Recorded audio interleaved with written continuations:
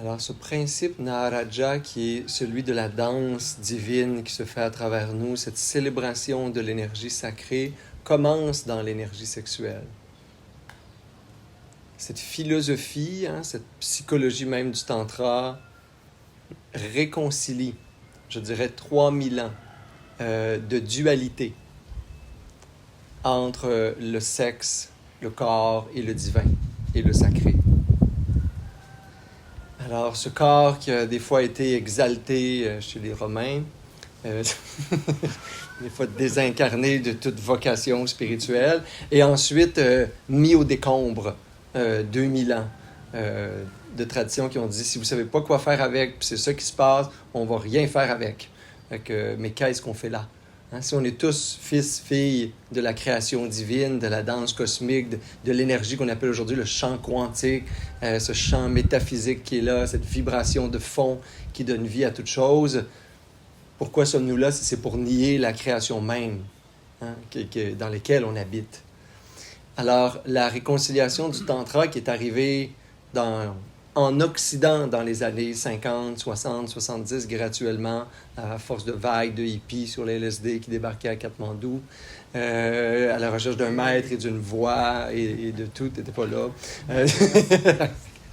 Alors, cette gang-là, dont témoignent tous les écrits de cette époque, de Paul Lebrun à tous ces gens qui ont vécu en shram des années, de l'Inde au Népal, à Bali, de Goa à Dharamsala, était à la recherche d'une chose, c'est transcender l'espèce d'obscurantisme, je dirais, du matérialisme qui avait pris tout l'espace, des dogmes et des tabous sur la femme, la nudité, le sexe, les relations. Il y avait quelque chose qui était tiède et qui est devenu de plus en plus froid dans notre société, qui est encore là. J'enseignais cette semaine dans un autre milieu avec 200 présidents de compagnie, entre deux danses extatiques à Zipolité. Et je vois à quel point c'est froid. C'est une énergie froide. C'est pas négatif, c'est froid. C'est là, c'est rempli de pensées. C'est entre deux agendas, 3 rendez-vous, une secrétaire, une adjointe. Tout le monde se trouve important. Tout le monde pense leur compagnie. La tâche qu'ils font est cruciale. L'univers dépend d'eux. Alors, c'est cette lourdeur-là, cette froideur-là, dont le corps est complètement désincarné. Un objet qu'on utilise là, pour faire pipi, se nourrir, dans lequel ça réfléchit, ça dort, ça meurt. C'est tout. C'est ça, comme ça qu'on va utiliser le corps. Et entre ça, vu que l'énergie de vie se refoule, elle compulse aussi. Tout ce qui est refoulé va se défouler. Ça, c'est en psychologie, c'est en science, c'est dans tout. Tout ce que tu compresses va se décompresser un jour. C'est de la bombe atomique à nous. Alors, ça fait quoi? Ça fait une société où encore aujourd'hui, les hommes, peut-être encore plus, parce que cette puissance-là sexuelle, cette énergie-là reliée à testostérone, qui est énergie courage autant que destruction, c'est Shiva dans sa danse blanche, guerrière et noire de la destruction et du néant. C'est notre Shiva, c'est notre semence sacrée à nous. Si on refoule ce Shiva-là, ça va donner ce qu'on a là. Un peuple de dépendants, de compulsions, on fait bien des choses par obsession des fois, fait que c'est une espèce de ramassis de n'importe quoi qui prend le contrôle de nous. Et là, le Tantra arrive puis il offre une porte d'accès à la conscience. Où tout d'un coup, ça n'est plus l'ennemi et ça ne se joue plus dans nos ombres. Ça va se jouer en conscience. Fait que ça va être important, on va parler des déclencheurs érotiques aujourd'hui, puisque on ne va pas nier l'existence des pulsions primitives, sexuelles qui sont là. Au contraire, plus on les nie, plus on nie le soi qui est aussi dans ses énergies instinctives, plus il va se transformer en compulsion. Fait qu'on ne veut pas rien refouler. On veut transcender. On ne veut pas rester là, ça c'est sûr. Mais la base, de départ, il reste là. Si on dit, OK, on fait une gang de castrés, c'est un peu ça la vie d'aujourd'hui. Tout le monde manque de courage, d'audace, ça se plaint sur à peu près rien, puis pantoute. C'est un peu ça. On arrive d'un peuple de Spartiates, de guerriers, de Celtes, de tribus indigènes de la jungle jusqu'au Lakota, qui étaient là quasiment à dos de bisons à explorer le monde. Et on est là dans nos voitures climatisées, entre métro, boulot, un manteau, puis on veut pas trop prendre de risques à voyager, pas trop prendre de risques à changer de job. Tu sais, le risque avant, c'était de sortir de la grotte, puis il y a un mammouth ou il y a un tigre à grandes dents qui nous avalait. Et on le faisait parce qu'on n'avait pas le choix. Aujourd'hui, on s'est comme enfermé dans un mode de vie tellement sécuritaire que non seulement l'énergie de vie, l'énergie de célébration, l'énergie de joie, mais l'espèce puissance, courage qui vient avec. On va appeler ça souvent le rugissement du dragon, dans les traditions tantriques, dans le Tao, entre autres. C'est ce cri-là, cette pulsion-là sur laquelle on va chevaucher.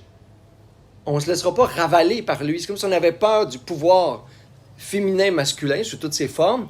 Puis ça fait de nous pas grand-chose. On reste bébé lion, là. On a peur de tout, puis on est insécure sur tout, puis on fait se prendre en charge par tout le monde. Il n'y a rien qui remonte les testicules là où ils devraient être. C'est Michel Côté qui dit « Habite tes testicules » dans un de ses classiques québécois. On l'écoutera un jour, il est décédé, Michel, mais « Habite tes testicules ». Mais c'est ça le tantra, c'est habite-les, honore-les, puis fais-les danser, fais-les triper.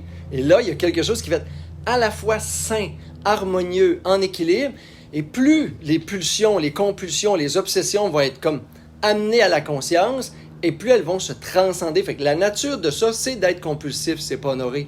Puis qu'est-ce qui s'est passé à l'adolescence? Qu'est-ce qui s'est passé jeune? Ben, on nous a dit, touche-toi pas là, fais pas ça, fais-le en cachette. Oui, c'est sale, tes draps étaient sales, car les miens aussi. Mais c'était pas sale, l'acte était pas sale.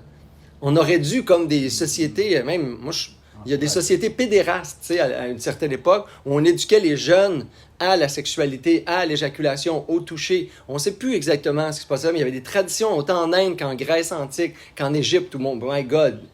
Dieu sait qu'il n'y avait pas grand-chose sur le dos. Là. Si on visite l'Égypte un jour, on va voir que c'était des draps, puis des voiles, puis pas grand-chose. Fait que personne, puis il y a des hommes en érection partout, il y a des femmes partout, il y a des temples en Inde aussi, où, sur 18 étages de temples, on a des êtres, des créatures, des humains de toutes les formes qui s'entrepénètrent, qui jouissent. Ça représentait cette énergie-là, l'exaltation, notre propension à la communion, la rencontre, l'allégresse là, dans le corps.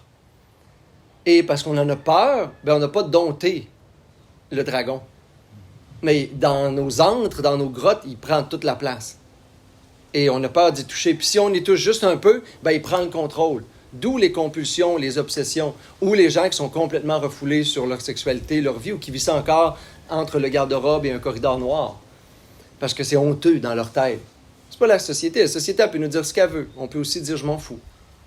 Ici, à Hippolyte, on s'en fout. Pas mal.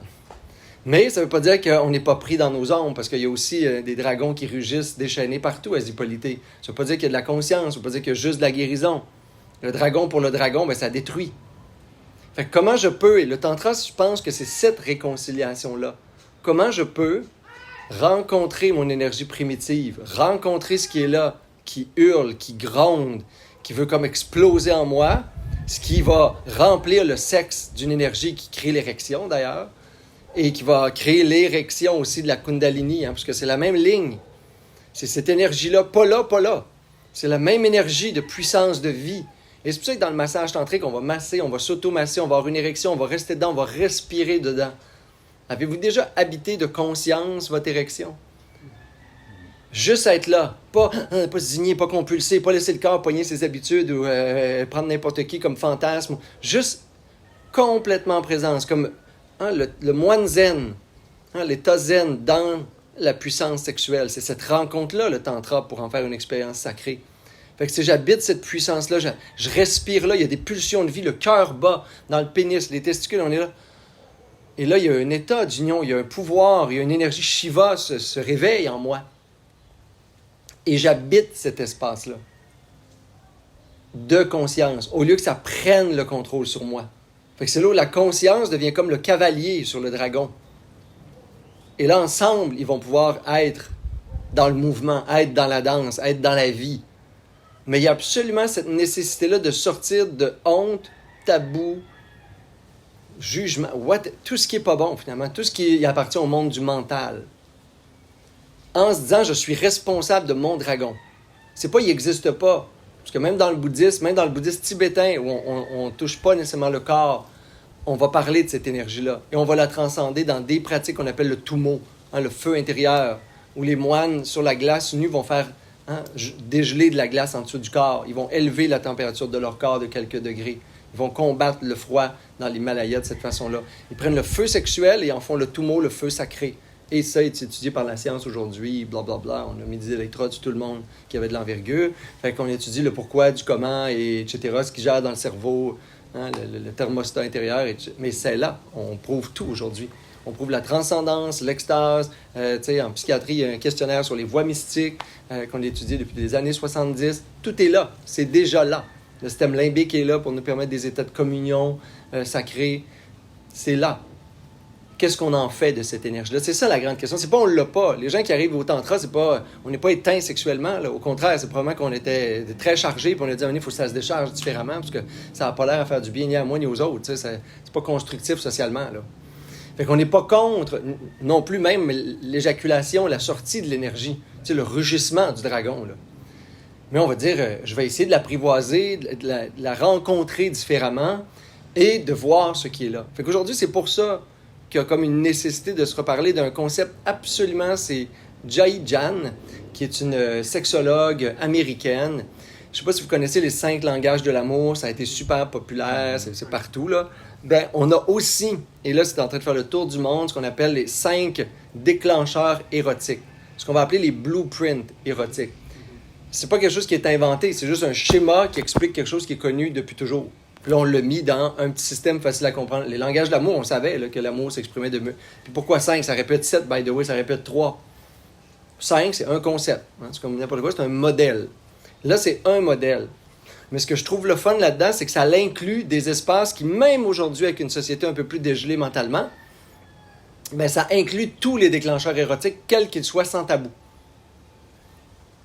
Et je pense même qu'elle a été connue dans une des séries de Gwyneth Paltrow là, qui était sur Netflix. En tout cas, il y a eu 2 séries de Gwyneth Paltrow sur Netflix. Une qui était Laboratoire Goop, puis l'autre c'était Sexual or Love Goop. C'était juste sur la sexualité puis les couples. Et je pense que c'est là qu'elle s'est fait connaître mondialement, là, à travers une série. Mais ces profils-là érotiques, si on réussit à savoir, puis à connaître, puis à apprivoiser, puis à s'amuser dans nos déclencheurs érotiques, c'est le dieu Eros.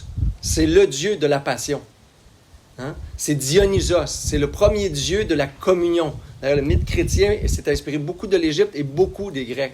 Fait que Dionysos, c'est quoi? Ben, son culte, sa célébration, sa messe à quelque part, c'est des gens qui boivent, mangent, chantent, se touchent, s'embrassent, s'aiment. Et le mythe, c'est plus tu vas atteindre l'extase, plus tu vas transcender ton état d'ego d'humain. Et Dionysos, à un moment donné, apparaît à sa foule en délire et il va se démembrer et donner, quoi? Sa chair et son sang. Et là, ça va être un nectar d'ivresse et d'extase et les gens vont vivre ce qu'on appelle l'union et la communion divine. C'est le mythe de Dionysos, repris 300 ans plus tard, presque tel quel. C'est le grand mythe de l'union et de la communion. On est toujours là. On est toujours dans ce corps de chair, ce corps de vie, ce corps d'extase. Si je me transcende, si je meurs à mon individualité, c'est ça le démembrement. Je peux me connecter à tout, je peux devenir nourriture et tout le monde devient nourriture pour moi, mais dans la chair, dans le sang, ça nous disait ceci est divin. C'est ça que le mythe disait. C'est à travers ça que tu vas être capable de me rencontrer, Dieu, Dionysos, Dieu. Ce mythe-là, il est précurseur, il est hyper intéressant. C'est le premier mythe occidental, celui qu'on connaît le plus. Il vient quand même aussi de Osiris avec le démembrement, vous savez, la mythologie égyptienne, le grand démembrement d'Osiris, hein, après que son frère Seth l'a enfermé, après ça, il l'a démembré. Et Isis, qui est amour, va reconstituer ses membres de chair, tous les membres de son corps, pour créer ce qu'on va appeler Osiris cosmique. Et il va naître Horus du ventre de Isis, qui, dans les temples, les pyramides d'Égypte, 1000 ans avant Jésus-Christ, s'appelait la première vierge.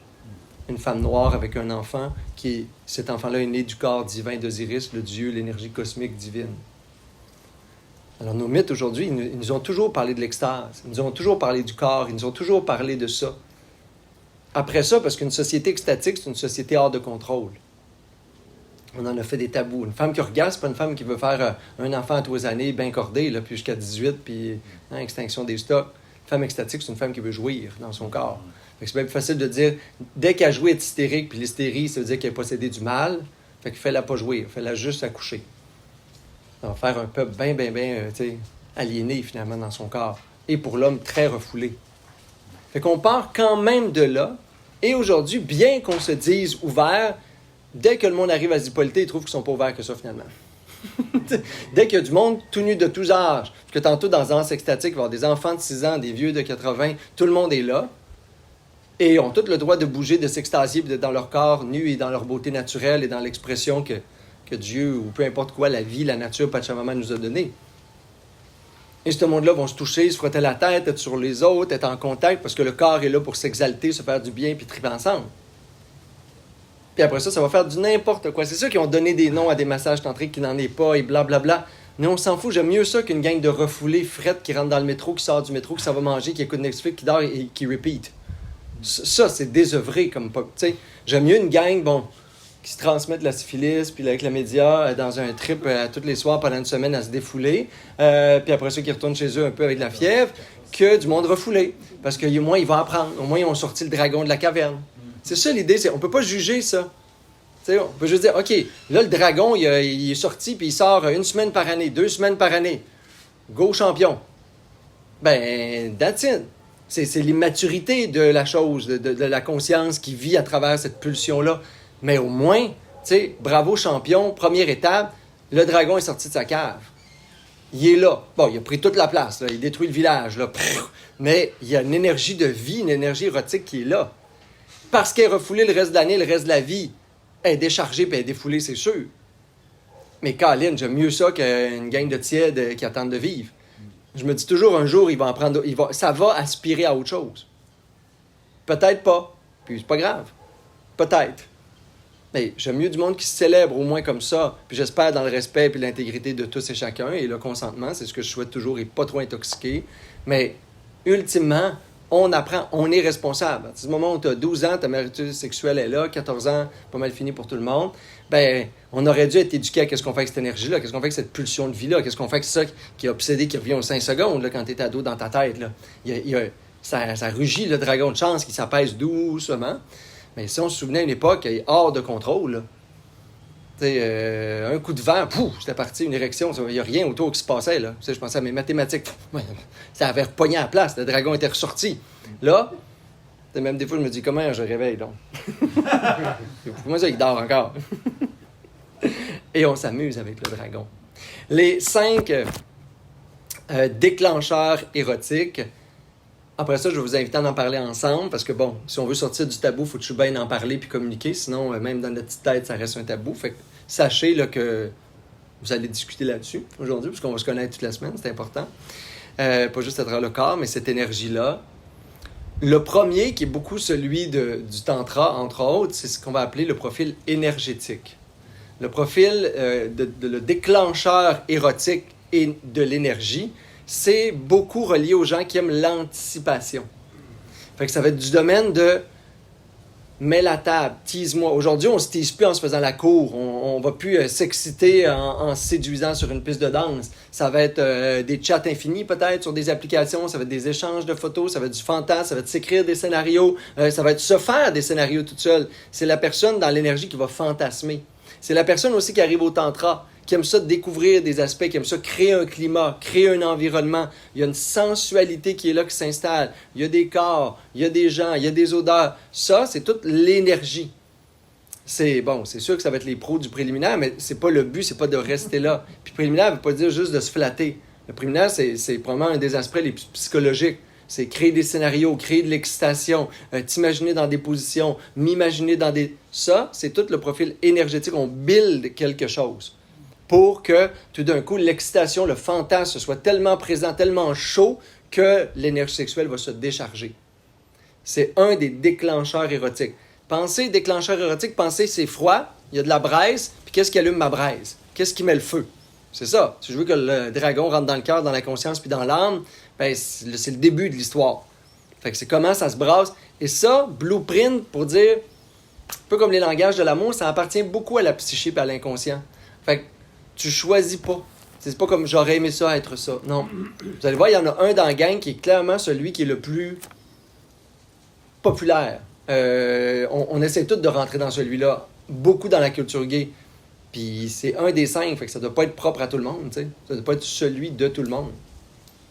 Fait que énergétique. L'autre, 2, c'est sensuel. Sensuel, c'est pas, encore une fois, c'est pas juste du pognassage, du lichage, puis de la caresse, puis du massage suédois qui finit plus. Sensuel, c'est les 5 sens. Dans le tantra, on dit la porte de l'extase, c'est les sens.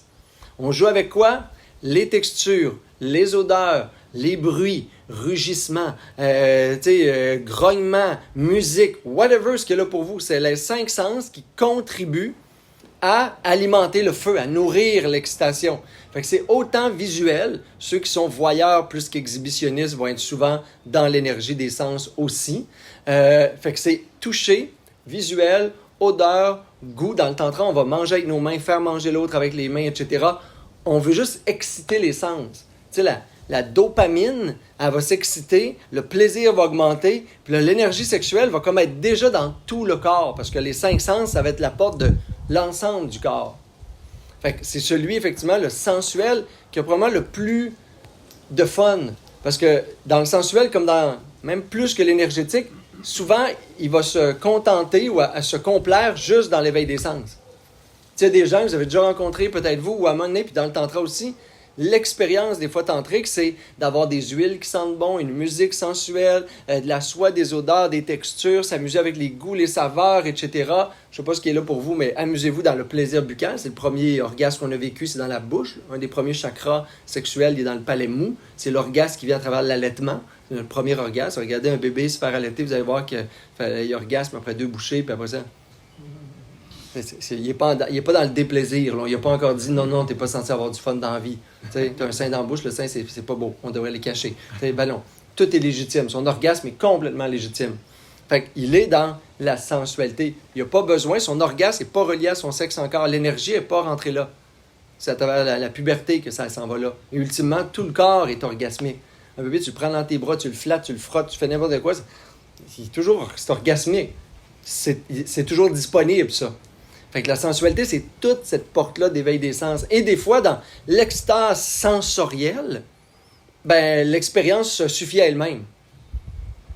C'est souvent la voie du tantra, puis même la voie érotique, c'est comprendre notre machine, notre carburant d'énergie sexuelle, parce que si on rentre dans le 3e, je l'ai mis là parce qu'il est là dans le modèle, mais si on rentre juste dans le 3e qui est sexuel, on va dire, c'est le déclencheur érotique sexuel. C'est celui qui est toujours disponible à une sexualité explicite et directe. Vous en avez toujours un dans un couple, une gang d'amis, peu importe, un groupe de gars tantriques. Il y en a 1 ou 2 ou 3. Eux autres, n'importe quand, une main et culotte dans la cuisine, t'es prêt. Ici, la sexualité des applications, c'est aussi ça.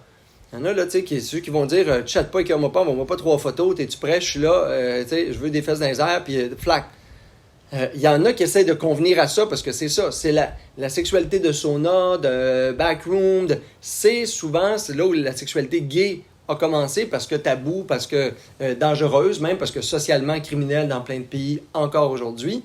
C'était le seul lieu. C'était pas on va se cruiser, on va se montrer, c'est impossible de faire ça. Tous les lieux de séduction, romantisme, date appartenaient à l'hétéronormatif, normatif là. T'étais pas là-dedans, tu te cachais à quelque part. Fait que c'était souvent une sexualité même dangereuse. On était dans l'énergie sexuelle. Mais by the way, c'est pas tous les gays, c'est pas tous les hommes, c'est pas toutes les femmes dont cette énergie-là et ce type de déclencheur érotique-là convient. Moi, je suis attiré vers le tantrisme, fait qu'il y a plein d'autres choses, mais ça n'a jamais été mon profil. C'est pas, j'ai rien à prouver, mais j'ai jamais été dans un sauna gay, j'ai jamais compris pourquoi. Pourtant, j'étais à 17 ans à Montréal, là, fait que c'était juste ça, c'était quasiment juste là qu'on se rencontrait.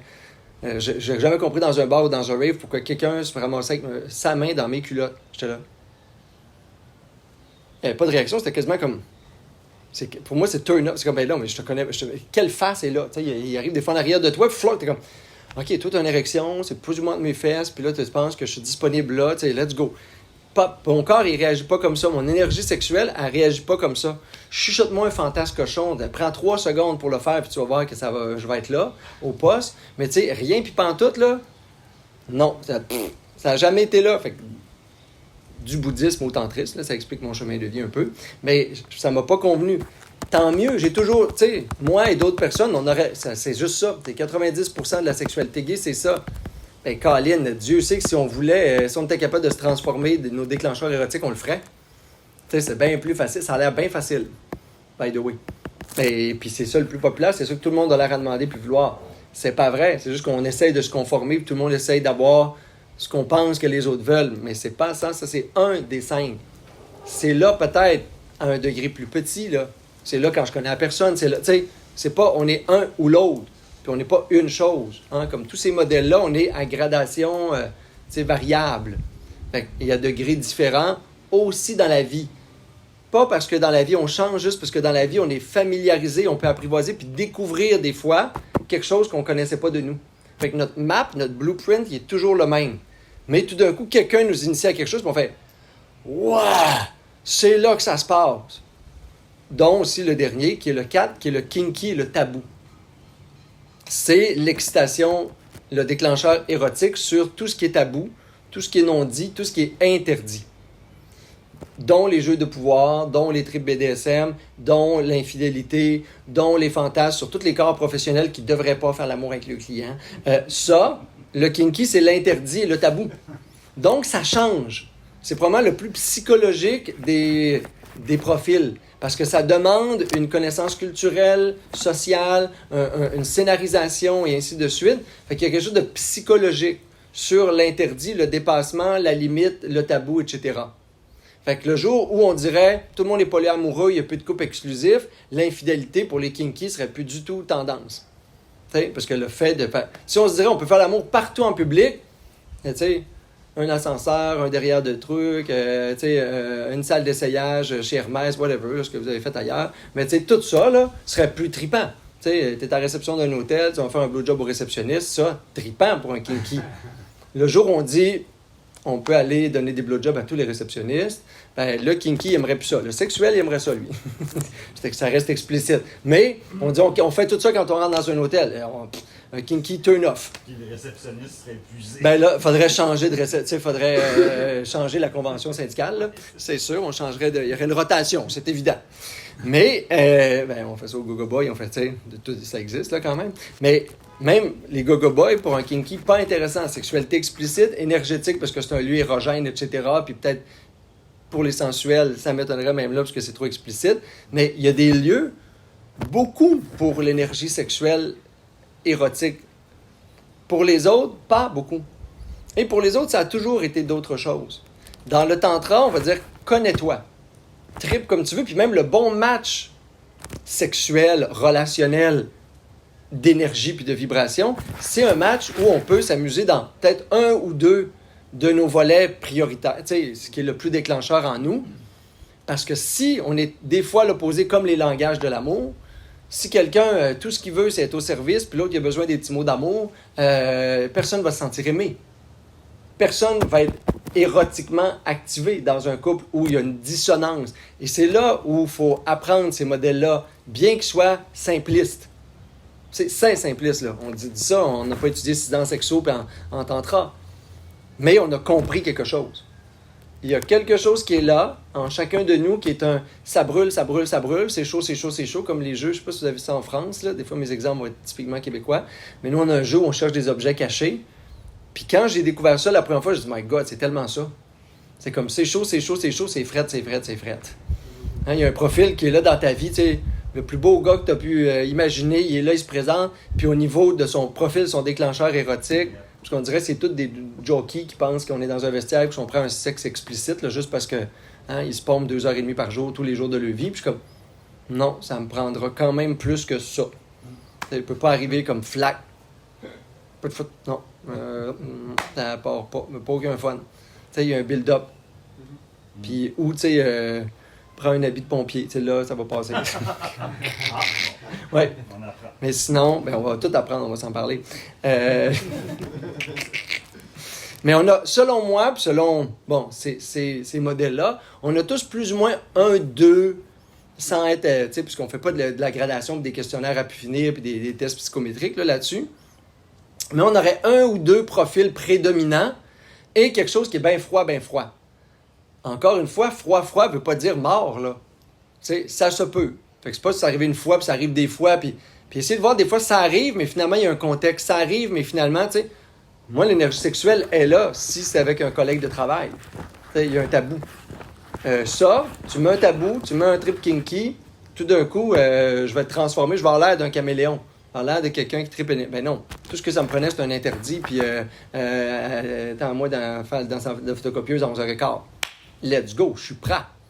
Mais de même, là où il faudrait que ça se passe, puis vite, on se couche en 2 secondes, puis n'importe quand dans la maison, je suis comme, non, aucun fun.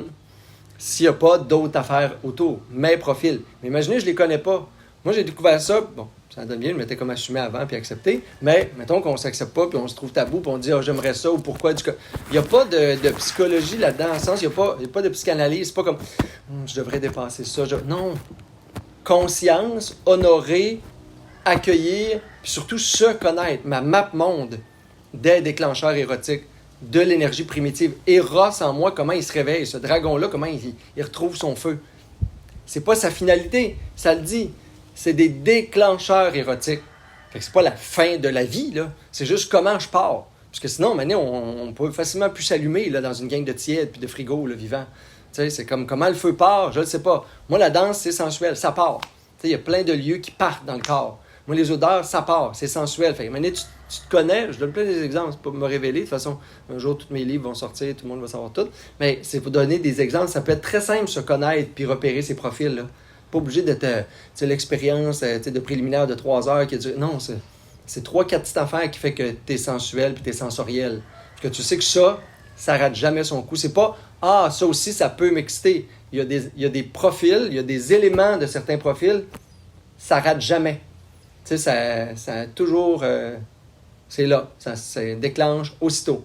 C'est gagnant. Tu te dis, OK, là, je peux même pas résister à ça. C'est clairement un déclencheur. C'est dans ma psyché érotique.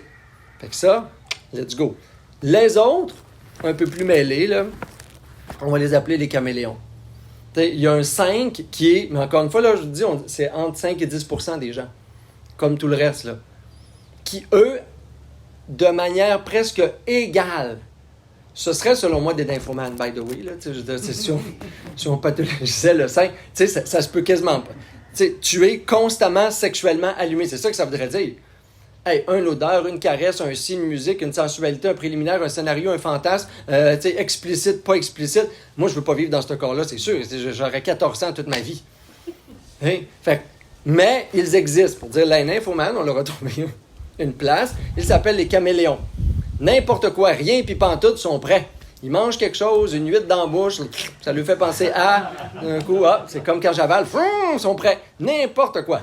Fait que, tu sais, une toune, ils baisaient là-dessus, ils sont prêts. Hein? Un bout de chair à quelque part, ils n'ont pas fini la dipolité, oui, je suis prêt. Fait que c'est les caméléons. Selon moi, c'est vraiment là, hors de contrôle. Il n'y a rien à faire avec eux autres. Faut que laissez-la aller, là, donnez-la une partouze à l'infini ou une grosse commune. Fait que c'est les 5 profils érotiques. C'est cool de savoir ça. Moi, j'adore me rappeler, j'adore. Je trouve que c'est le fun de se connaître, point. Et en tantra, on ne parle pas assez de ça parce qu'on va tout le temps augmenter et amplifier dans l'énergie sensuelle, sensorielle et ainsi de suite. Et même le tantra, ça c'est le tantra qu'on fait, by the way, en Occident. Les rites tantriques de taoïstes, c'est des rugissements puis c'est graffiner le corps. Je veux vous le dire parce qu'on a tout le temps l'impression que le tantra, il est comme mièvre, mielleux, tiède, sensuel. Tu sais, c'est un peu de patchouli, un peu de vanille, un peu de sueur, puis ben du lichage. C'est pas ça. Sinon, j'aurais écœuré, ça fait longtemps. Je dis comme de la crème glacée, c'est bon un temps, mais après ça, tu t'écœures. Fait que ça peut pas être juste ça, le tantra. C'est honorer Shiva. Shiva, c'est le dieu de la danse, de la création, de la destruction, de l'extase, du yoga. C'est ça qui est dans mon pénis. Il est dans tout mon corps. Fait qu'il est multivisage, multi-énergie, multi-vibration. Fait qu'il y a des rites tantriques qui sont complètement hors de contrôle des fois, qui encore une fois se vivent dans des espaces autres et peut-être à plus longue familiarisation. Mais il y a des rites où ça va être très sauvage dans l'énergie, où ça va être très tabou, où ça va être du n'importe quoi, mais sous guidance, avec des facilitateurs autour et ainsi de suite. Mais on va pouvoir s'abandonner complètement à ce qui est là. Il y a même des périodes qu'on appelle de free for all. Dans le tantra, c'est comme tout le monde est libre, tout le monde est nu, on se fait des semaines qu'on est là ensemble à extasier, danser, respirer, se faire des câlins, se faire des massages. Puis là, il y a des périodes qui vont être de l'exploration. Fait qu'on nous part, à coups de tambour, puis de djembé, puis blabla, pendant une demi-heure, 1 heure. On se fait faire du cri primal, des rebirths, puis de la respiration holotropique. Puis après ça, on dit, OK, c'est 1 heure de célébration. Et je veux dire, n'importe quoi que tu pognes à quelque part, ça devient quelque chose d'intéressant. Tu es allumé là, comme un sapin de Noël sur le 220 volts. Oublie ça. Là, c'est là où tu sais que tu n'es pas bi, tu n'es pas gay, tu n'es pas straight, tu es là, tu es toute nymphomane. Je veux dire, on a le potentiel d'allumer tout. Et tout peut se célébrer, fait que ça devient juste... Et là, les pleurs, moi j'ai vu dans ces moments-là, des pleurs, des rires, des rugissements, tout. C'est comme si tout, on ouvrait la porte à tout, le panthéos, tous les dieux, toutes les divinités, tous les archétypes se vivent dans une espèce de célébration sensuelle orgasmique. Hey, ça prend un niveau de maturité pour que ça ressemble à ça avec conscience, qu'il y a quelqu'un qui pleure, puis quelqu'un il flatte les cheveux, puis l'autre a des multi-orgasmes avec 4 personnes ensemble, puis que l'autre soit en train de prendre quelqu'un par les cheveux, puis stimuler à une place, puis que ça crie, ça hurle, puis ça goûte bon pour tout le monde, cette expérience-là, simultanément dans une espèce de synchronisation, harmonie parfaite, parce que ça fait des semaines qu'on s'explore. Et ça, c'est l'ultime tantra, c'est le tantra. C'est là où on a du fun. Et on a du fun toute la semaine, là, vous me direz. Mais c'est comme l'espace tantrique pur, qui est mon utopie presque aujourd'hui, parce que ça fait des années que je n'ai pas eu accès à ça. Ben, ça demeure loin, parce que ça demande énormément de chevaucher le dragon, là. On devient comme un expert conducteur de dragon. Et une ouverture et empathie à l'autre qui est presque inexplicable.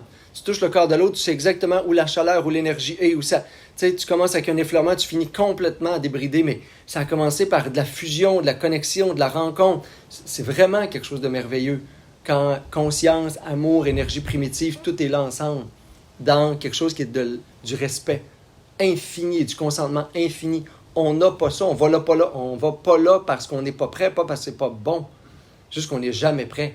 Puis pour le vivre souvent, imaginez l'opposé de la conscience, c'est l'inconscience.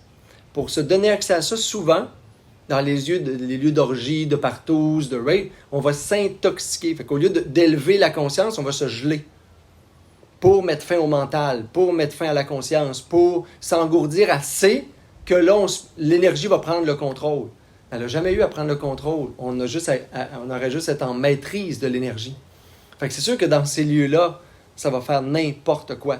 Et pas toujours du respect. Puis il y en a qui n'auront même pas le temps de dire oui ou non, qui vont déjà être poignés dans quelque chose. Fait que du monde que, tu sais, il n'y a plus de conscience. Personne n'est dans la conscience. C'est presque, dans la facette de Shiva, c'est presque le Shiva de la destruction. C'est l'énergie de compulsion, destruction, c'est une énergie qui bouffe. Tout le monde est en train de prendre son plaisir. Personne n'est en train de l'offrir.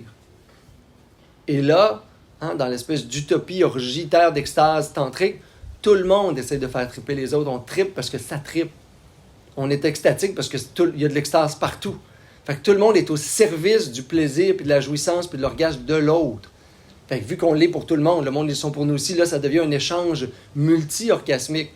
Mais s'il n'y a pas ce niveau de générosité, cœur, amour, conscience, ça meurt. Et là, on s'en va dans du n'importe quoi. Fait qu'on est pas... De l'extérieur, peut-être, c'est pour ça qu'on n'en fait plus, si on nous filmait et on les mettait sur les réseaux sociaux, l'un aurait l'air de l'autre.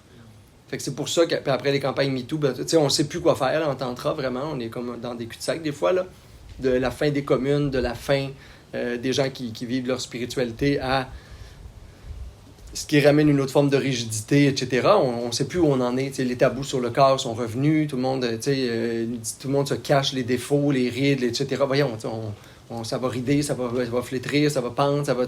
Imaginez les femmes ici qui auraient toute honte de leur sein. C'est triste en tabarouette, tu sais. Là, non, c'est toutes des déesses, parce qu'ils marchent comme une reine sur la plage. On peut tous marcher comme des petits dieux sur la plage. Parce qu'on est plus beau, il n'y a pas de comparatif, c'est juste qu'il y a une dignité intrinsèque au tantra aussi.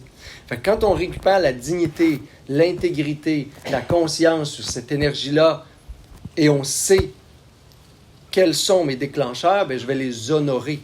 Ils ne me boufferont pas de l'intérieur. Je vais être capable d'y avoir accès consciemment, avec les bonnes personnes, dans les bons lieux. Et c'est ça que je veux aller chercher dans mon être.